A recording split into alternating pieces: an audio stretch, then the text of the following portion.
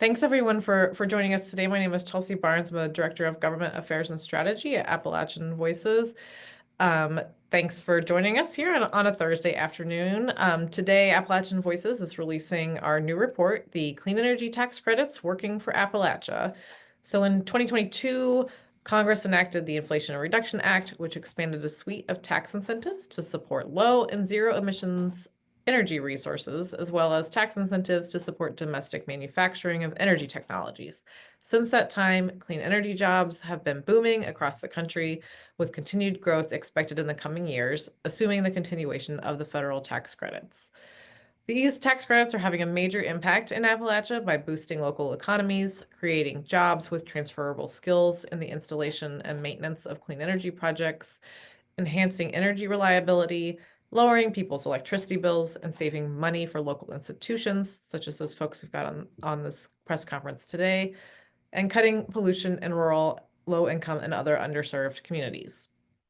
This new report, which Dan will share with folks in the chat, illustrates the impact that federal tax credits for clean energy and energy efficiency are having on nonprofits and businesses throughout Central and Southern Appalachia, specifically Kentucky, North Carolina, Ohio, Tennessee, Virginia, and West Virginia. The report features an overview of these tax credits, national and state impacts, more than 20 project examples, and spotlights on installers and key partners throughout the region, including Mountain Association, Secure Solar Futures, Solar Holler, and Sugar Hollow. With me today, I have 5 speakers, starting with Autumn Long from the Appalachian Solar Finance Fund, which supports solar development throughout the coalfields of Appalachia. The remaining guest speakers are all representing organizations who have gone and are planning to go solar using the federal tax credits. So we have Donald and Nancy Woodworth Hill from Lawrenceville Parish Church based in Wheeling, West Virginia, Tim Yankee from Howells Mill Christian Assembly, also in West Virginia, Linda Mashburn from Elder Spirit Development Corporation in Southwest Virginia. Before I hand it over to Autumn, I want to recognize our intern, Sarah Dean, who was on the line and conducted many of the interviews that form the basis of this report and drafted significant portions of the report. So thank you to Sarah, and thank you, Nancy, Don, Tim, Linda, and Autumn for all their contributions to these stories. So with that, I'm going to hand it over to Autumn. Thank you, Chelsea. Hi, folks. As Chelsea said, my name is Autumn Long. I use she, her pronouns, and I direct the Appalachian Solar Finance Fund, which is a fiscally sponsored program of Appalachian Voices.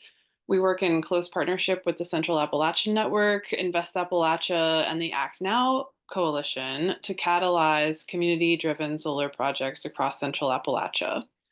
And we do that by providing funding support and technical assistance, and by coordinating repayable financing and credit enhancements for solar projects at local businesses, public institutions, and nonprofits that serve their communities. We work with entities like schools, libraries, medical facilities, churches, community centers, grocery stores, farms, animal shelters, senior living facilities, and local nonprofits that provide a wide range of services in support of their communities. Every single one of the solar projects we support benefits from the Federal Investment Tax Credit, or ITC. And in most cases, these projects simply would not have been possible without this crucial incentive. The Inflation Reduction Act's establishment of elective payment, or direct pay, for the ITC has leveled the playing field for tax-exempt entities. And by that, I mean public institutions and nonprofit institutions. It's making solar an achievable investment for the first time ever for these public and nonprofit institutions. Prior to establishment of direct pay, these tax-exempt entities were effectively excluded from accessing the ITC because it is an income-based tax credit. But now, tax-exempt entities can file for and receive a direct federal reimbursement for the value of the investment tax credit. This amounts to a 30% baseline offset of their solar project's total cost. And there are additional bonus credits for projects located in federally designated energy communities, which includes much of our service area, projects that use domestic content in their materials and equipment, and projects that are located in and benefit low-income communities. Many of our program projects are eligible for one or more of these bonus credits, meaning they can receive direct pay reimbursement for 30, 40, or even 50% or more of their total upfront project cost. And clearly, that is a game changer for cash strapped local governments and community serving nonprofits that operate on shoestring budgets. So the ITC and its elective payments and its associated bonus credits have proven to be truly catalytic. They're attracting new investment, they're reducing long-term energy costs, they're supporting business growth, and they're creating good new jobs across Central Appalachia and across the nation. The success of the Appalachian Solar Finance Fund offers a snapshot into this reality. Since our program launched in October 21, our program alone has leveraged over $16 million in total investment into 72 new solar projects in 59 coal impacted communities across 5 states. And that investment is going to save these local anchor institutions $27.4 million in long term energy cost savings. It's already directly supported 128 local jobs in the region's solar industry and indirectly supported an additional 135 local jobs. So, with that, I will turn it back over to Chelsea to introduce some of our local partners who can provide firsthand examples of these federal tax credit benefits. Thanks so much, Autumn. And so next I'm going to hand it over to Nancy, who led efforts to install solar on their church in West Virginia. Nancy, take it away. Thank you. So our church, Lawrencefield Parish Church in Wheeling, West Virginia, was founded in 1956. And we sit atop a hill next to a fracking site, a coal mine, and a prep plant. And we care deeply about the well-being and sustainability of our church, our faith community, and our larger community. And we've been paying close attention to the rising cost of electricity in our community. While we love the idea of harvesting the sun and taking some of the stress off of local power plants, the amount of money we would be saved by going solar, estimated about $70,000 over the life of the project, was really a deciding factor for our board. So last year, we installed a 14.5 kilowatt solar system on our church using the Inflation Reduction Act tax credit. Without that, we wouldn't have been able to do it, I doubt. So we're looking at the long-term sustainability of the congregation, and the sustainability of the building is a piece of that. The money we save from generating electricity from the sun can now be used for other things that will benefit our community, including our participation in a Sunday community lunch program.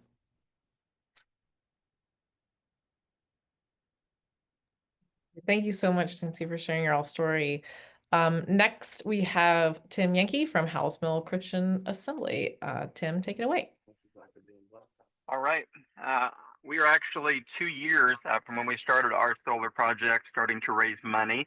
And I'm actually out on the golf course with some of our donors and looking at the course because they've had some major changes since we've been here. We're looking into our big scramble for next week. So if you see my background on a golf cart, that is why. But I wanted to pause and participate today to thank Autumn and the Appalachian Solar Fund and Solar Holler and all the partners allowed us to make our solar project happen. Again, my name is Tim Yankee. I'm the Executive Director for Howells Mill Christian Assembly for the last 21 years. And Howells Mill is a local summer camp and retreat center for local churches, but we're also used with local schools, sports teams. We have band camps from high schools that use us. So it's not just our churches and summer camp. We average around 1,000 campers a summer. And this year we're celebrating 65 years in ministry to the tri-state area. Our board sought in the early spring of 2023 to lower our fixed expenses, including our utility bills and insurance, trying to be creative how we can keep those in check as they're the fastest rising costs for us every year. And our electricity bills specifically had climbed nearly $36,000 from when I started. Maybe we paid $22,000 a year. Now we're paying $36,000 over my 20 years here. And so with the help of grants, the Inflation Reduction Act, we were able to now see that we were eligible for some of these tax credits. And with the clean energy tax credits through the IRA, our board felt like there was an affordable project for us. So we are very proud we continue to operate debt-free so that we can have the lowest tuition costs for campers, but also continue to upgrade our facility. And originally our estimate for 108 solar panels was $119,000. With the tax credits, we thought we were eligible for 50%. We ended up getting 40% of those credited. Plus, Betsy, our office manager, was able to get several grants that helped lower our costs. But our final out-of-pocket cost was just shy of $30,000, about 25% of what the overall cost was for that. So our board was able to see right away. We've been live since October of 2023. And we've seen our electric bills for that building go down about $650 a month. We feel like it'll take about 6 years for us to break even with our investment. And the last 19 years, those panels are guaranteed. We will be saving a lot of money that we can also reinvest into our facility. Howes Mill, we were told, was one of the first nonprofits in the United States to navigate the White House Direct Pay portal. So we felt in some ways like a guinea pig.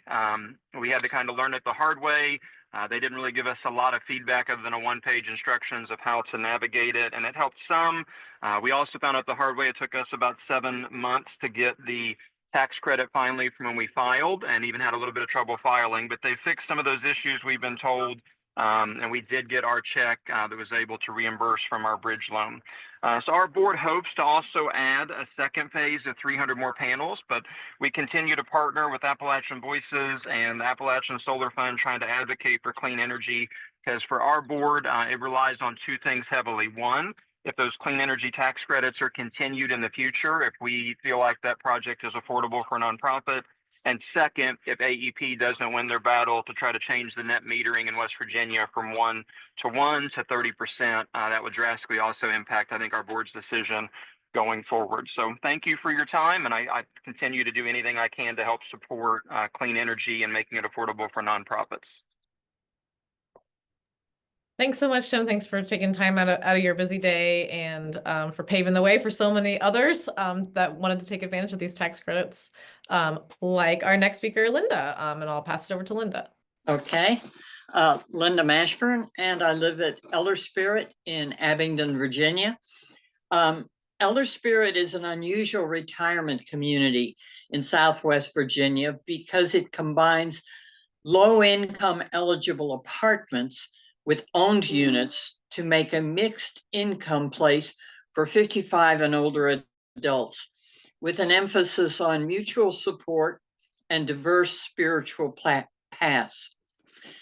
The Elder Spirit Development Corporation owns and manages the rental units, the common buildings, and land. The board of EDC decided to put solar on our 3 biggest buildings for several reasons, but primarily because we could obtain financial assistance from the Solar Financing Fund and would be eligible for the tax rebate under the Inflation Reduction Act.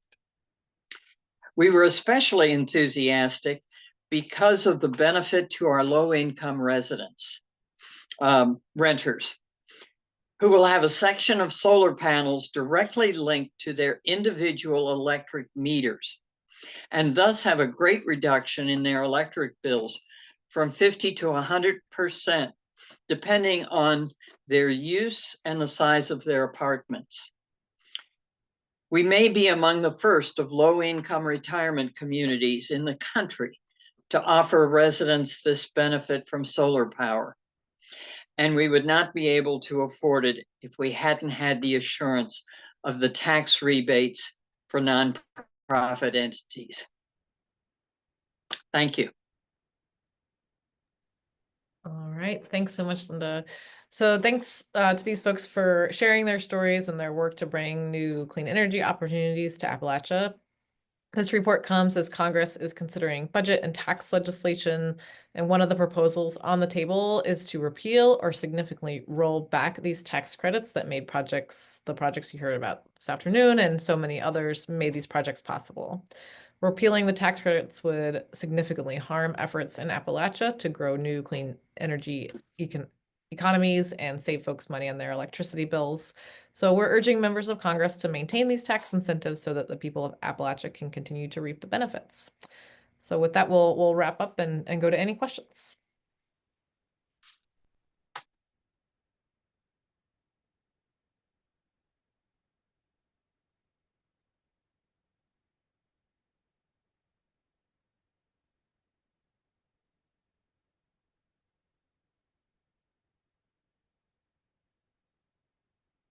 All right, quiet bunch. Well, if you got on this webinar, you know how to reach Dan, who is our media specialist at Appalachian Voices, and he can help put you in touch with anyone from the report that you might have questions for, whether it's App Voices staff or Adam here with the Solar Finance Fund or any of the folks who were highlighted in the 21 case studies.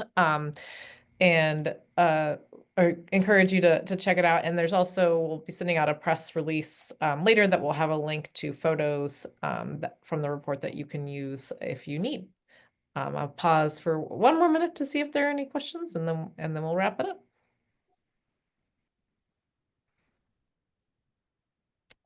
All right. Thanks, y'all. Have a good afternoon. Thank you. Thank you.